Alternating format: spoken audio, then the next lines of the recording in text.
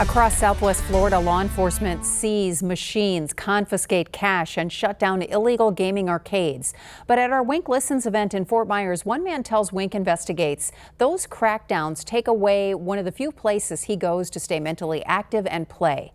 Wink Investigates reporter Olivia Jean takes a closer look at what makes these arcades illegal under Florida law and why one senior says he's caught in the crossfire. Olivia.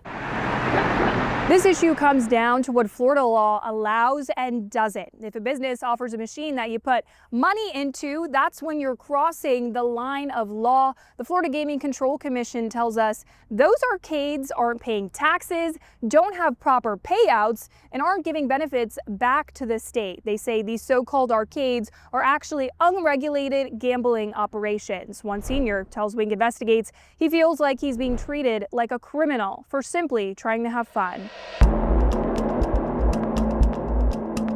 Raids on gaming arcades have become a familiar sight across Southwest Florida. Machines rolled out, cash seized, and doors shut. But for people like William Shea Jr., those raids feel personal. We are not criminals. I don't know what's going on here.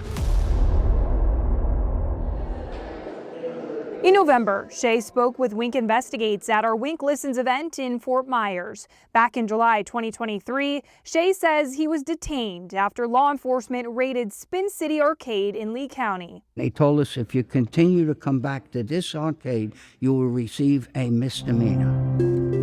In Florida, state law calls these facilities unregulated gambling operations. And if you're caught operating one, you could receive a misdemeanor. According to the Florida Gaming Control Commission website, those who play at these arcades could face fines, jail time, or both. I mean, it's a disgrace. We need these arcades. It gives us a couple of hours to get out of our homes. Alana Zimmer, the executive director of the Florida Gaming Control Commission, spoke exclusively with Wink Investigates. She says consumer protection is the reason behind the raids. For the legal establishments, they're required to have at least an 85% payout. These other establishments may put it at a 10% payout. Businesses licensed to operate the machines are required to abide by laws aimed at protecting consumers. Zimmer says gamers who ignore the rules risk using machines specifically rigged to yield unfair and low returns. We're trying to protect the people and their amusement and giving them those opportunities, but we just want them to be in a safe environment to do it.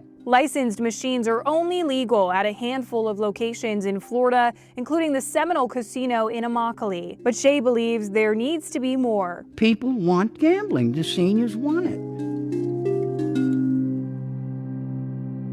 The state is now pushing for legislation that would make operating illegal arcades a felony. Zimmer tells me the money and property seized in these busts goes back to serving the community. I'll show you how tomorrow on Wink News at 5. For Wink Investigates, I'm Olivia Jean.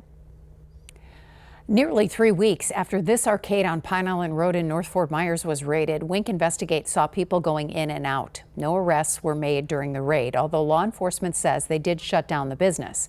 About 24 people left within minutes of our arrival. It's unclear if anything illegal happened, but the Florida Gaming Control Commission says situations like this show the need for stronger enforcement.